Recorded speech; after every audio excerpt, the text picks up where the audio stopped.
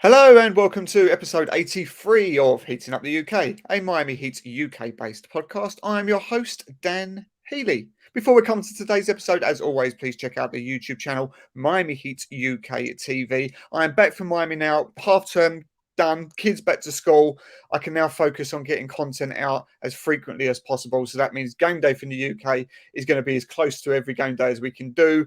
Heating Up the UK podcasts with my elite group of stateside guests will come back to every week as much as we can. That is, and there's also loads of other stuff going on. I've got my first shot recreation of the week coming up. We've got your double your dollar bets coming up. There's loads going on. So now things have settled down. I promise you, content will be thriving on there. So go and check out Miami Heat UK TV on YouTube. On to today's episode, and as I said, trying to get one of the stateside guests this week was hectic. It was trouble. It's a busy time of the season because we've still got plenty of baseball going on. We've got plenty of NHL starting up again, and of course, Miami Heat season is all full running again. So I had to get bailed out by my two goats from the UK scene. So welcome, Olly, Rahimi, James Stone. Olly, how are you, sir?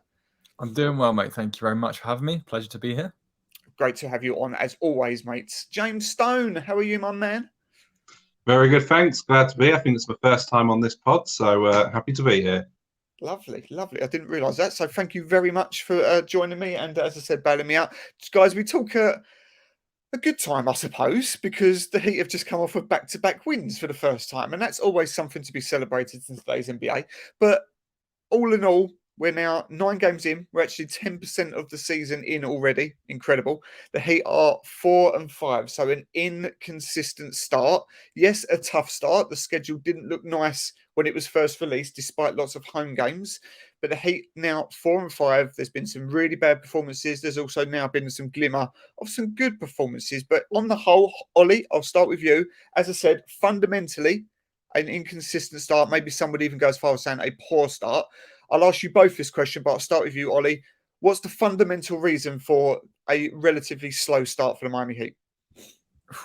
I think if I had a concrete answer, I would be I'd be in the front office with Pat Riley and Coach Spoelstra. I think there's been a multitude of things that have just gone wrong. I think there's been a lack of effort a couple of nights. There's been, you'll get nights where players just don't shoot well, and that's fine. We've all wanted Bam to be more aggressive and take more shots, and then he's missing more shots at the same time. We've seen nights like that, but you kind of have to accept that that's going to happen, especially if he's going to take more shots. I think there's been a bedding in process as well with Tyler coming into the starting lineup. Obviously, I think that the whole roster was so used to him being the sixth man, a role that he did magnificently last year and obviously won the Sixth Man of the Year award. So yeah, I think there's been quite a few reasons, but it seems like they're starting to gel a little bit now. Personally, I know you said some might see it as a poor start. I think it was just a downright bad start. Like we started the season badly, but it feels, hopefully, as in the last couple of games, maybe a corner's been turned now. The schedule eases up a little bit, so maybe a little platform and a foundation to make a little run and forget about the early season worries. But I don't think it can necessarily be pinned down to one thing in particular. Just as I said, quite a few things didn't go how they should have done. Yeah, and I think that's the reason why I wanted to ask that question, because it is very open-ended, and there'll be lots of people, if you get on Heat Twitter, there'll be a reason. Everybody will tell you X, Y, and Z of why the reason why this season hasn't started very well. So I don't usually do this, James. I normally move on to the next question, but because there's a lot of opinion there, what do you put it down to? Well, I think Ollie's right. There's a lot of things that factor into it, but the one thing I'd put it down to is I think we've been incredibly poor on defense. We went from being a top 5 defensive team to a bottom 5 defensive team overnight. And I don't want to put that all down to losing PJ, but I think we've underestimated how much PJ did for us, but not how much PJ did individually defensively, what PJ did for Bam to protect him. I'm not going to criticize Caleb. I think what Caleb's done since he's come into the 4 has been good. I think he's been solid. But he hasn't been on PJ's level defensively. He can't match up as well against the big men like PJ could. And all round, it's not just Caleb. All round defensively, we just haven't been as good as we normally are. Jimmy hasn't been his usual self. He's not getting as many steals. He's been giving turnovers, which is really unlike Jimmy. Kyle's not been brilliant on defense, but he hasn't been as bad as others. The other thing is Tyler's come into the starting lineup, who, yes, he offers a great offensive boost, but he is a terrible defender, and I hate to say it, but he just really isn't a good defender. So bringing him in over Struce, who isn't a great defender, but he's an average defender. He's a below to average defender, whereas statistically Tyler is well down the bottom defensively. So I think I'd put it down to defence being the main factor as to why we've started so poorly. I agree with you, and that's my main reason as well. I think that, look, you've listed a lot of reasons there, and we can sort of get into them a little bit, and there will be that sort of conclusion that everybody must do better. Basically, everybody, there's nobody really that's shining, even though there's some box score lighter uppers and so on. Everybody must do better, and I think that's fundamentally maybe the reason why Miami haven't got off to the start that perhaps they wanted. But yes, I agree with you, James, that if you was going to pinpoint this on one thing overriding, I watch every game obviously, and I look at it and I just think it's just too damn easy for them to score at the moment. And when you look at, it's maybe the same thing we've been arguing for a number of years now, mate. Even when we went all the way to the NBA Finals and we played against the Lakers, even then the Heat were just too small, and we've never got bigger. And even last year, where we had a lot of success, you hit the nail on the head there, James, in the fact that yes, this is fundamentally the same team, less PJ Tucker, but Caleb Martin, although he offers us a lot of energy and is an offensively better equipped player than what PJ is, he is not a PJ Tucker. He cannot defend like PJ can, and PJ can size up to anybody in the league. So that is a miss. And as I said, even last night against the Kings, and we'll come on to the Kings in the game in a minute, because it was a good game, it was a fun game, and it was a good win. But even that, you just think, there was just it was easy. There was drifting through us, and I think when you've got your best player obviously on the perimeter, which we know Bam is going to be another defensive player of the year candidate. When he's on the perimeter, and you're then just allowing a big team, which anybody is going to be bigger than Miami pretty much in this league, just to butcher a load of 6'5" guys in the paint, and that's going to be a recipe for disaster. So, on that note, Ollie, can we expect, like, we'll talk about Deadman in a minute, because he actually had a really good game and he was effective last night, but he is, I think James called him, or somebody called him last time, a walking -10, which I think is quite a good way of putting it, even though he did actually play well last night. But you can't rely on Deadman. Therefore, is there a chemistry, or can something be worked where you do size up with somebody like a Yurtseven? And will it help when Oladipo comes back to help with that perimeter defense as well? Those are two defenders that give you a need. They give you size and they give you a point of attack defense. Is that going to help? Should we not judge them too soon because of those two players missing? Yes and no. So I think it's fair to say that about Oladipo, because he's a proven defender. He's been all defensive team. He's been the steals leader. I think to say that Yurtseven's going to make that much of an impact is maybe a bit of a stretch, because we've still not really seen that much from him. He had a great stretch last year where he had that run of double-doubles, and he has been really good in patches, but ultimately he's very new. He's very raw still. He's very fresh. Even though his development is coming along nicely, he is still very fresh. And I think experienced bigs, people that have been around the league for a long time and they know how the system works, they would target him probably, because they can know that maybe with that youthfulness, maybe a little bit too much youthful exuberance, he might bite a little bit. There might be a couple of fouls. There might be a reach in, and then, it leaves an open lane.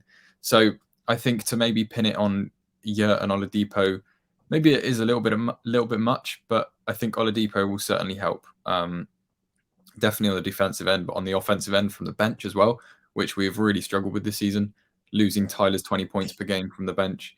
Oladipo hopefully can come back, get fit, and just provide a little bit of, he's a 3-level scorer. So to have that weapon in your arsenal to lead the bench unit, I think will be really good. I think that the bench unit misses that energy that Tyler brought, that Caleb brought as well.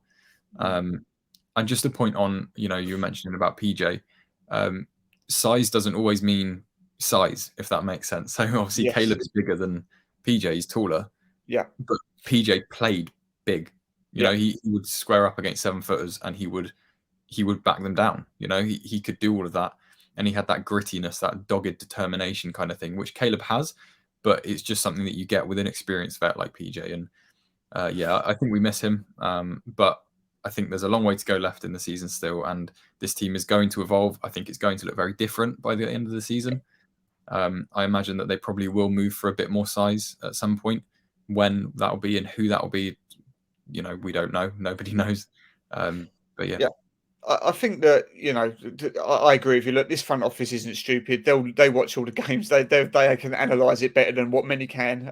That's why they are doing what they're doing, and they will know what they need to address. And you trust them to get it right because they often do. Like the Iguodala Jay Crowder trade. I mean, you look at that. That was fundamentally branded the Iguodala trade, and it was actually end up Jay Crowder. It became almost invaluable to that team in the end. I trust them to get it right. I expect something to happen. 100%. The Heat will need to evolve before then, which I think they will. But interesting that you bring up again the fact that PJ's a miss because he plays so much bigger than what his size is, and Gabe Vincent's a bit like this, James, because he reminds me in that mold. He can size up. He can actually defensively. He can do really well in that sense and give you some hustle and give you those minutes that will be effective. And there have been some calls with Kyle Lowry being very inconsistent. There is some calls that maybe Gabe is the player that should maybe be starting at the moment over Lowry. And I think some people are even saying people are just looking into Lowry's contract and playing the contract. A bit maybe like when Hassan Whiteside was the centre and Bam was having to wait his time. Everybody wanted him, but they felt like they paid him. They had to justify the contract as starter minutes. So with Gabe, I'm a big fan of. We know what his strengths are. We know what his weaknesses are.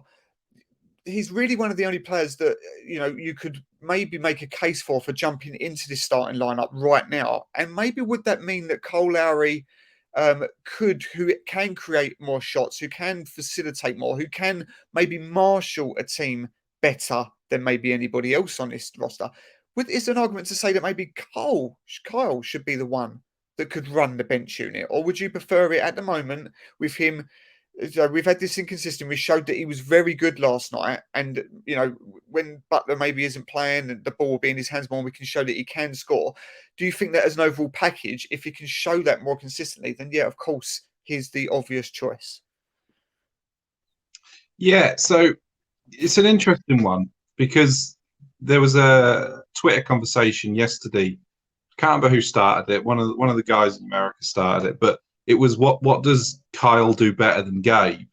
And it's an interesting thing when you look at it.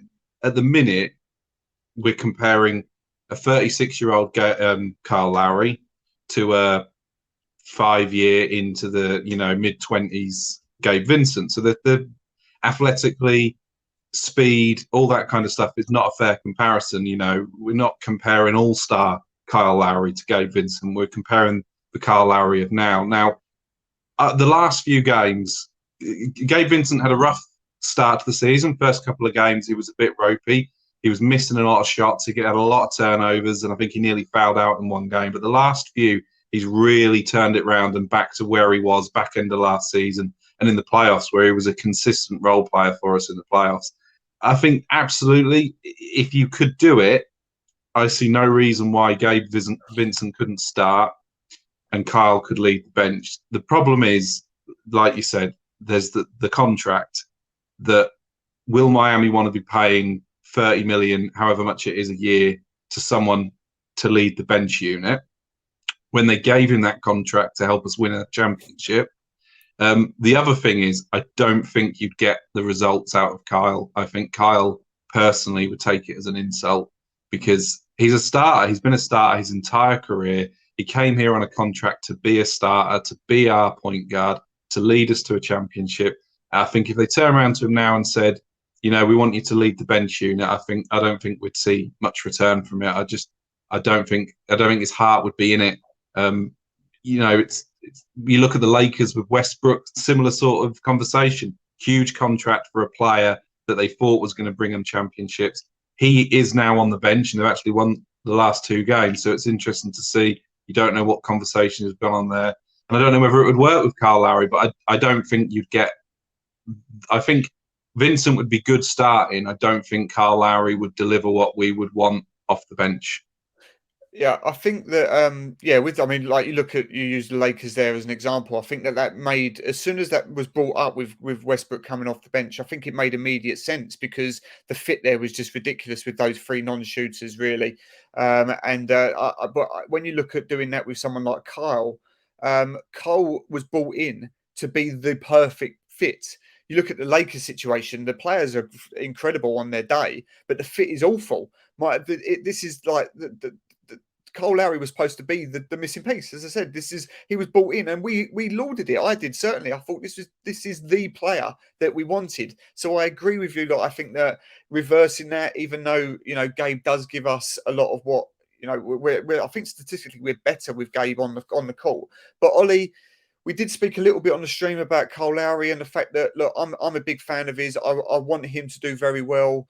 I don't care about the contract. I think we paid for a need, and I think he gave us that need. But I get the fans that are frustrated with him, and he splits the fan base probably more than anybody else, because at the moment, I think it's justifiable to say that the Heat are being undersold on Kyle Lowry for the money that they're paying him. I think it's 28 million this year. I think he's got a player option for next year that creeps into the early 30s for a player of his age. Frustratingly, we saw that last night he can be incredible. 20 something points, 17 by the half.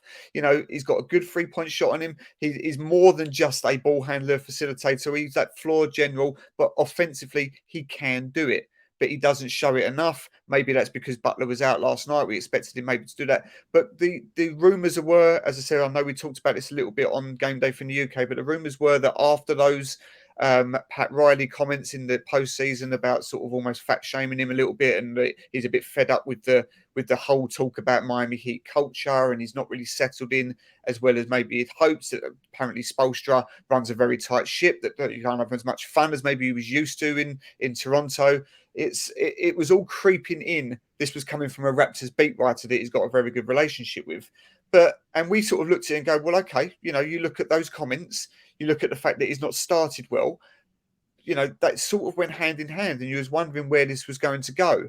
But then Cole was fantastic last night, by far his best game of the season. So what does Miami do here? Do they just sort of carry on as it is and maybe get in his ear and just say, look, you've got an important role to play on this team? Or, do we fundamentally, almost not right now, but is it looking at trade deadline, just get rid?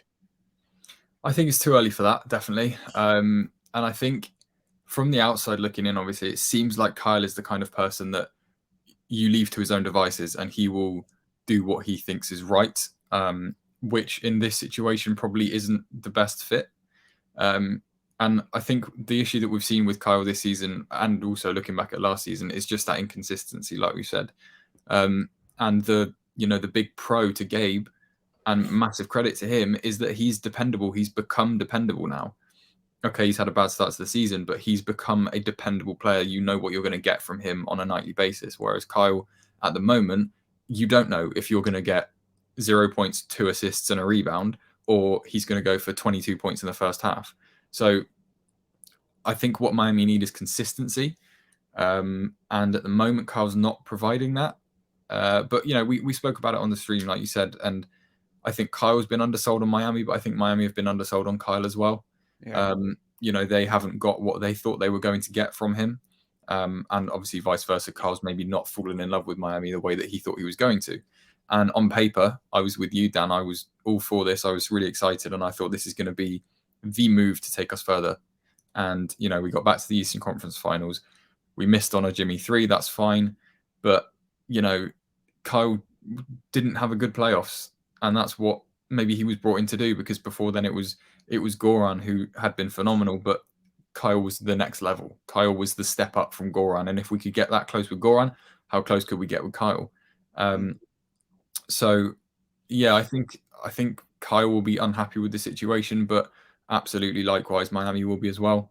But it's certainly too early to pull a trigger on any move. I think we've seen, like you guys mentioned, with the Lakers and Westbrook, that it can work, but I think it depends on the person as well as the basketball player. And I think Kyle is obviously very strong, very, very strong-willed, and has a fantastic confidence in his own abilities. So maybe he wouldn't accept that bench role. But yeah, I think it's just going to have to play out, and we're just going to have to wait. when we get to the trade deadline, we'll see what happens. But I think for now, it's stick rather than twist. Yeah, and I think that, look, I would be massively surprised. I think something's got to go seriously wrong, really, for Cole to not be on this team by trade deadline. And look, I mean, I've never been a box score watcher. I've always been eye test, watch the games. I don't really care. Stats don't interest me really at all. You look at Miami Heat, well, league wide. NBA league wide, everyone loves PJ Tucker for what he does. If anyone looked at his box scores, you'd wonder what he does, but it's not about that. And Cole's a similar sort of thing. His impact is important to this team, and that's why I hope that whatever it is, whatever the unhappy is, whether he's pissed off with Pat Riley, whether he doesn't like the training regimes, whether he thought it was going to be a lot more fun, whatever it was, I hope they sort it out, because if he's on his game, I know he had these sort of personal issues, and apparently they are still ongoing. So maybe that's a factor to it as well. But this team with Kyle Lowry on form transforms this team. So let's hope that works it out. I'm still very much in the Kyle Lowry camp. We'll see where that goes. Another guy that done very well last night, and again, has maybe caused some debate, James, is Tyler Herro. A game winner last night. In fact, back-to-back really game winners with Jimmy and Tyler, almost on the identical shot. But Tyler got his chance again to thrive in the fourth quarter. He's built for those moments. Let's just reflect on last night's game a little bit, because it was a really interesting game. Fun game. Miami, again, was down about 8 or 9 points with 7-8 minutes to go in the fourth. Another good run. They found their legs. They found some rhythm. But it's Tyler Herro again, the man who seems to be built for these moments, that came through clutch in the clutch situation. What did you make of Tyler's performance? And also, what did you make of that last play? Because before that ball left his hands, I shouted out, "What are you doing?" Because I hated the final play. At my own words, it went in. He shut everybody up. But what did you think of his performance in general? Because he had a really up and down start, and a poor first half, an incredible second half. But this is what this guy does, isn't he? In clutch moments. Yeah, I think overall he had a good game. Similar to some of the other games, a little inconsistent. You know, he was it 12 points in the third quarter or the fourth. You know, and 2 in the first. It's a bit inconsistent. He doesn't, but he's always been that. You know, he was second quarter Tyler last season. He seems to be fourth quarter Tyler this season. You know, he used to just score for fun in the second quarter and then maybe go quiet for a bit. Overall, I think he had a good game. I think he's had a really good start to the season. I can't understand a lot of the backlash that he's getting on Twitter and around social media at the minute, because I think he has been our go-to scorer this season. Jimmy's stats speak for themselves. Jimmy has scored consistently nearly 20. I mean, he's averaging 21 points. He's averaging more than Tyler. Tyler's are a bit hit and miss, because he did have that game where he left with injury and he only scored 2 points, which will hamper his stats with such a few amount of games. But last night, I think Tyler came into it. The start of the game, as they did in the first time, the Kings made it really difficult. Every single shot, we were giving them open threes. We were giving them walks to the basket, just like the first game, and they were making us really work for every single shot. And Tyler had to really, really pull it out of his ass to get a lot of his shots in. There was some statistics that came out yesterday that is he the most non-assisted scorer in the league so far this season. 63% of his points are non-assisted, which shows how much he creates his own shot. And that's not just him. That's not him hogging the ball. That's not him being selfish. Yes, there's probably elements of that to him, but it's the attention he draws now. People know what he can do. People know what he's capable of. You know, he's a 40+% 3-point shooter. So anytime he's around that perimeter, he's got 1 or 2 defenders right in his face. And that last shot, honestly, when I saw it, I felt exactly the same as the Kings coach. I said to myself, he's travelled. But they didn't call it, and then it went down, and I was just like, thank God for that. I was just, I could see it. I could just see it going to overtime. I could see that getting blocked. The way he went one way and the other way, but it looked like his pivot foot moved as well as his other foot, and I thought he's travelled. They're going to call it, and they didn't, and it went down, and I was just, my arms went in the air, and I was ecstatic. But that fourth quarter, like I said, we were down 6 or 7 at one point. Yeah. And there was two runs in that fourth quarter that turned the game around for us. The first one was Gabe Vincent. So Gabe got a clutch free with like 2 seconds left on the shot clock that went in. The very next possession, he got a steal straight away up the other end, transition free to Max, and we were back even. I think we were down by 6, and then we were even with 3 real quick possessions by Vincent, which I think a lot of people missed that today when it's all been about Struce's 3-point winner.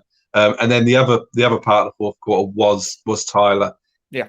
When it mattered, it came to him, and he got 2 or 3 pull-up mid-ranges that again just kept us 1 or 2 points ahead, and then he got the game winner. So I haven't got any complaints about Tyler last night.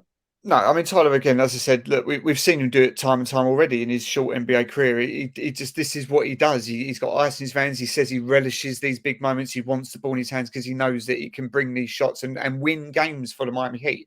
It's interesting, though, Ollie, that he had that performance and most importantly, that he had the ball in his hands so much on a night where Jimmy Butler wasn't. And that's where things can be different. Now, don't get me wrong, look, just a night earlier, we see Jimmy Butler with the ball in his hands hit what was effectively the game-winning shot. But this is where the debate rolls on, isn't it? Because they're both starters now. And we've seen Spo, after we lost to the Kings in the last game just recently, Spo almost call out the team. But a lot of people thought it was more maybe aimed at Tyler Herro, but aimed shots at the team to say everybody's trying to play for their own self rather than the bigger picture, the teamwork. And that was why, again, when you look at Tyler being brilliant in the fourth quarter and Jimmy's off the floor with an injury, there rumbles on that debate is, can these two actively effectively, along with Kyle Lowry, who also commands more of the ball as well, can they fundamentally work in the starting lineup together? And is that possibly a reason for why Miami have not worked this out yet so far this season? It could be, yeah. I mean, they are 3 incredibly ball dominant players, and each of them can score to their heart's content. But as you said, they are incredibly ball dominant, and they do most of their creating for themselves. Tyler is a phenomenal catch and shoot shooter, but that's not how he gets the most of his points, as James mentioned a minute ago. The highest create your own shot player in the league, which is crazy, really. I think, from a personal standpoint, for the last couple of years now, I've always been like, clutch moments, last minute of the game, put the ball in Tyler's hands. It's been whispers, but now, my voice is getting louder because Tyler is showing it time and time again. I trust him more than I trust Jimmy, to be quite honest, in the clutch. Just purely because he's a better shooter. And I think people are starting to come around to that now. I think definitely the defenses are as well. But yes, I think the three of them coexisting, there might be problems going down the road. And, the Miami Heat culture and the philosophy is we share each other's success and we're happy for each other when everybody else does well. And I think that has always been the case, especially with Jimmy, since he's come in. Look at how he's been with Tyler and Bam and Max. He's always been absolutely for his guys having success, more so than he is himself. And he even said last season, I'm a facilitator now, I'm not a scorer anymore. So yeah. I think there's facets to it. Again, I kind of come back to the point, I think Kyle is the odd one out in that trio. I think, he made comments that he wants the ball in his hands more. Well, if you do that, then you're taking away from our 2 best scorers, who are more create their own shot kind of guys. So yeah, it's going to be difficult. I think Spo will figure it out. He always does. He's one of the best. Well, no, he is the best coach in the league, undoubtedly.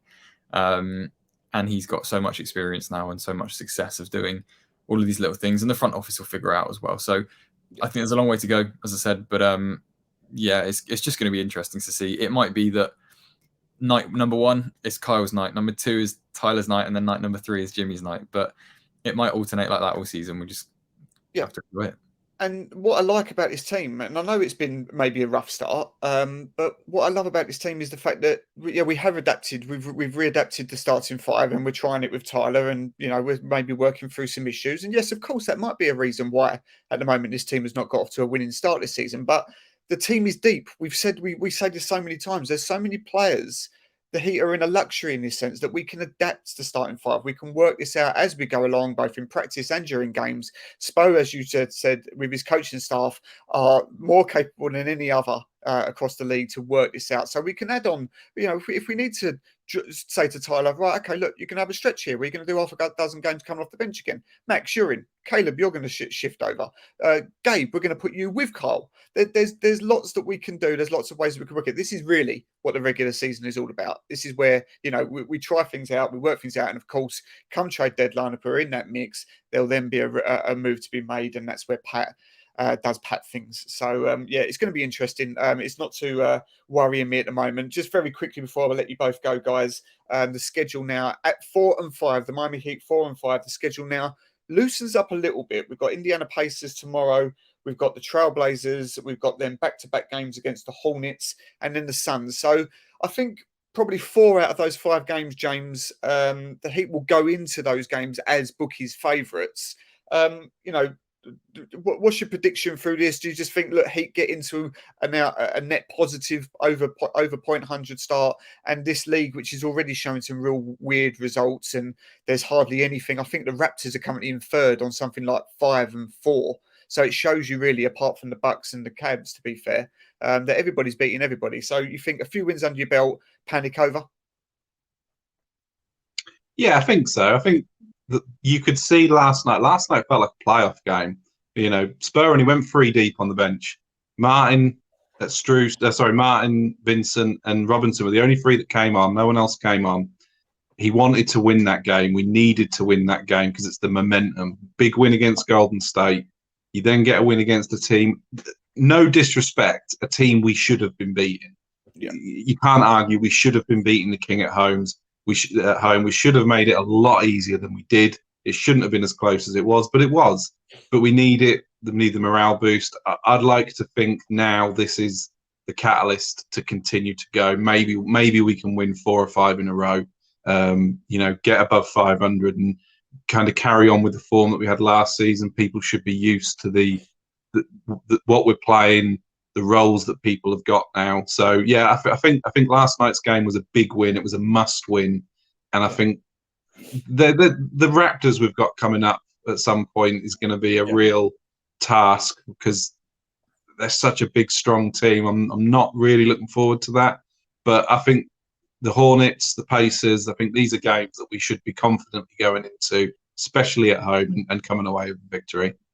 Yeah, I said I tweeted after the buzzer on the Warriors game. I just said, look, that the season starts now. You felt the arena was energized. I felt the players felt like they come against a good team, or the reigning champions, and they got a really good win after a poor result beforehand. So it felt like the season started then. Yes, the Kings then come into town. But look, any night you're playing a back-to-back against anybody that's got a night fresher than you, missing your best player as well. And yes, I know they was missing Fox, but we was missing our general in Jimmy Butler. So any win is a good win. So that's now back-to-back wins. It's a foundation to build on as the schedule, as I said, loosens up a little bit. This is a chance now for some momentum to grow, for the group to tighten up, to bond a bit more, and to maybe breathe a sigh of relief after the bad start. But we know it doesn't always work like that. One bad win against the Pacers, everything's melting down again. We're back into turmoil and we're blowing it all up again. That's why we watch the sport. That's why we interact on Twitter and social media, because it's fun. Anyway, guys, we will cover tomorrow's game in a bit more detail against the Indiana Pacers tomorrow at 8:30 on Game Day from the UK. So join us for that on Miami Heat UK TV. Please subscribe to the channel. Follow us at what we do. Listen to everything. Tell your friends. Shout from the mountains. Miami Heat UK, we will be back next week for another episode with a stateside guest who I'll confirm in the week. But thanks for joining me, guys, and we'll see you tomorrow on Game Day from the UK. Take it easy.